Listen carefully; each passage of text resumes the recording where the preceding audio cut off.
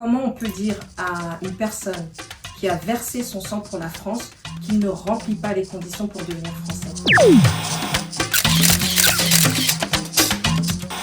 Aïssata Seck, je suis conseillère municipale d'opposition à Bondy.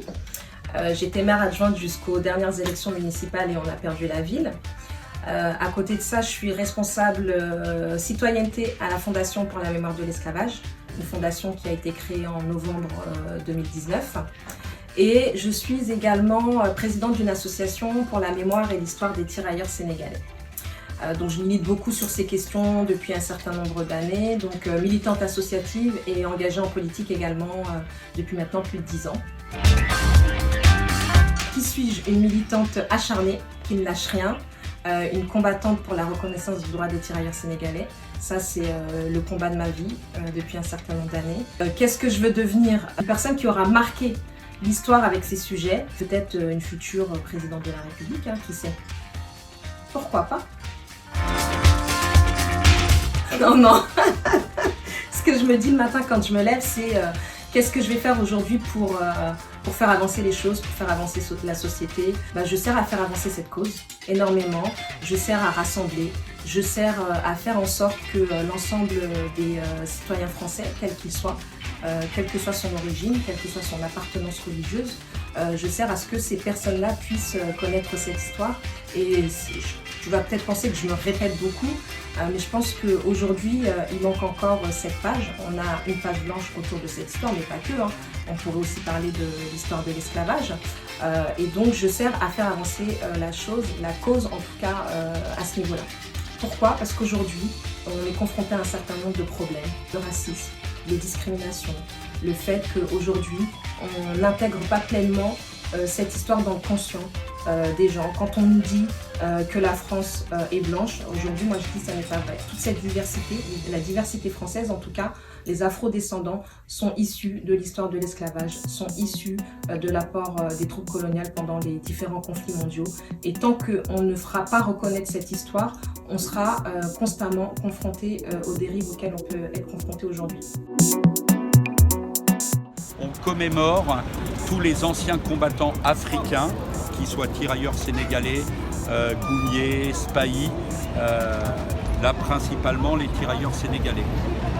Voilà. Grand-père, il a fait la guerre. Et ben voilà, c'est une cérémonie en sa mémoire aussi. Ce qu'il faut savoir, c'est que moi je vis à Bondy, et à Bondy on a une vingtaine de tirailleurs qui y vivent, d'anciens tirailleurs sénégalais, et qui ont notamment fait la guerre d'Algérie, la guerre d'Indochine. Sur les 24 qui ont fait la demande de nationalité française, une personne l'a obtenue. Et le seul qui a obtenu cette nationalité française, c'est tout simplement parce qu'il avait fait appel à un avocat. Comment on peut dire à une personne qui a versé son sang pour la France qu'il ne remplit pas les conditions pour devenir français? Et c'est de là qu'est partie mon action, donc cette pétition qui a recueilli plus de 65 000 signataires. Et à l'issue de cette pétition, j'ai réussi à obtenir gain de cause parce que 28 d'entre eux ont été naturalisés officiellement à l'Élysée et ensuite tous les anciens tirailleurs sénégalais qui en ont fait la demande ont été naturalisés. La fachosphère a partagé ma pétition. Et pourquoi elle a partagé ma pétition? Parce qu'elle estimait que ce combat était légitime dans le sens où ils ont défendu la patrie. Donc je pense qu'on peut faire de pédagogie. Tu ne changeras pas un raciste profond. Tu peux me parler d'Éric Zemmour ou de Marion Maréchal Le Pen. Eux, ils ont des idées qu'ils défendent corps et âme, on ne les changera pas. Mais par contre, un citoyen français qui peut avoir des idées arrêtées, je pense qu'à force de pédagogie, on peut quand même faire changer les choses. En août 1944, on a eu 235 000 combattants français, dont 90% issus des troupes coloniales, donc venus du Maroc, d'Algérie, du Sénégal, du Mali, du Pacifique, des Antilles, qui ont libéré des villes comme Marseille, comme Fréjus, ville d'extrême droite, comme Saint-Raphaël, comme Toulon. Et aujourd'hui, si on a des communes qui fonctionnent, si on a des maires, si on a une démocratie, c'est parce que ces messieurs étaient là pour libérer la Provence. Donc c'est important de raconter cette histoire. On ne peut pas expliquer aux citoyens français que l'histoire de France, c'est Napoléon, que l'histoire de France, c'est uniquement De Gaulle. Non, ce sont ces troupes coloniales qui ont permis qu'on soit là aujourd'hui. Donc c'est important de le défendre, de faire de la pédagogie, de l'expliquer et de l'intégrer pleinement dans l'ensemble de nos institutions, dans nos rues, dans les noms d'écoles, dans les frontons, etc.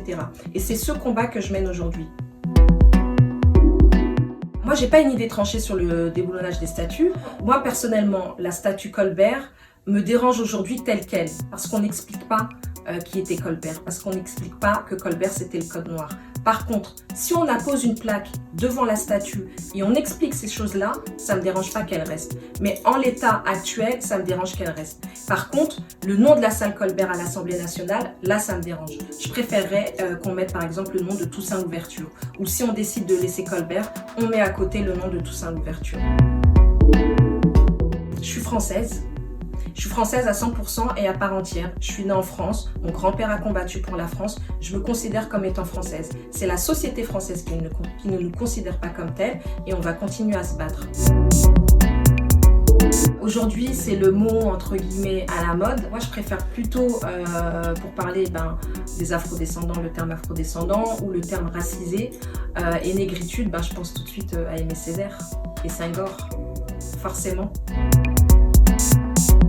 On fait beaucoup référence aux États-Unis quand on emploie ce terme. Moi, j'ai plutôt envie de faire référence à la France et notamment aux violences policières. Moi, ma mère, quand elle parlait de mon grand-père, elle parlait de son papa, ce héros qui a combattu pour la France, qui est autodidacte, qui ensuite, lui, n'a jamais émis le souhait de vivre en France, mais qui, après avoir vécu cette expérience, a tout fait pour que ses enfants aillent à l'école, pour que ses enfants aient une situation qui leur permette de vivre décemment. Donc ça fait partie de mon histoire en fait.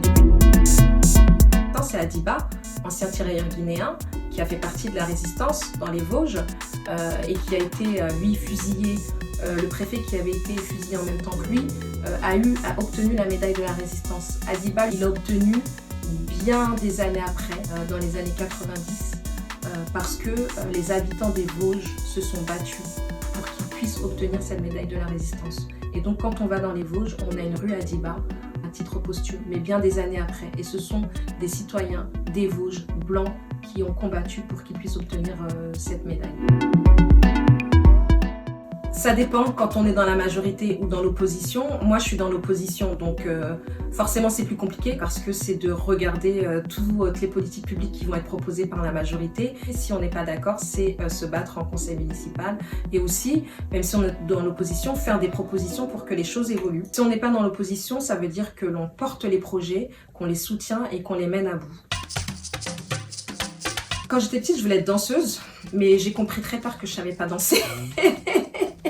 Donc j'ai lâché l'affaire. J'étais une élève bonne, enfin moyenne. Je me suis retrouvée en BTS assistante de direction. C'est pas du tout ce que je voulais faire. Je voulais être en com, mais j'avais pas été retenue à l'époque. J'ai commencé à travailler en tant que secrétaire et très vite je me suis rendu compte que c'était pas un métier fait pour moi. Et à 30 ans, j'ai décidé de reprendre mes études. Et donc j'ai fait un master en communication politique et publique. Donc je suis retournée à la fac pendant 2 ans et ça a été pour moi une belle victoire parce que c'était compliqué. J'étais mère de famille, j'avais 2 enfants en bas âge. Mais quand tu reprends les études, quand tu es adulte, tu appréhendes les cours d'une manière différente et c'est surtout que tu as un objectif au bout qui fait que tu as la rage et même si tu dors 2 heures par nuit, en fait, il te faut ce papier, il te faut ce diplôme. En politique, je vais dire Christiane Taubira. Déjà, elle est brillante. Elle s'est battue pour énormément de causes, notamment sur la loi Taubira, sur la loi du mariage pour tous. Elle n'a rien lâché. Elle s'en est pris plein la figure. Elle n'a pas forcément été soutenue. Et je trouve qu'elle est forte parce qu'elle a ce verbatim où elle répond de manière très intelligente qui fait qu'on ne peut que la respecter. Au niveau artistique, au niveau économique, toutes les richesses sont en Afrique. En fait, elles ne sont pas exploitées aujourd'hui, mais tout se passe là-bas. Nous, on peut apporter un certain nombre de connaissances et encore, ils sont beaucoup plus avancés que nous sur un certain nombre de choses. Moi, je cite souvent, par exemple, la Côte d'Ivoire, mais le Sénégal, qui est un pays exemplaire, notamment en temps de vivre ensemble. Et après, au niveau de l'art, c'est le continent, pour moi, qui a le plus de richesse. En fait, j'ai blagué, présidente, c'est pas pour moi. Mais en tout cas, mon souhait, c'est que nos institutions soient représentatives de la diversité française. Et c'est pour ça que j'incite beaucoup les jeunes à s'engager en politique, à oser, à y aller. Et je veux plus de femmes noires sénatrices, plus de femmes noires députées. Et j'aimerais avoir une femme noire présidente de la République. Et j'insiste sur le mot femme noire. Merci et continuons, ne lâchons rien. Mon leitmotiv, ne jamais rien lâcher. C'est le spot, c'est le spot, c'est le spot.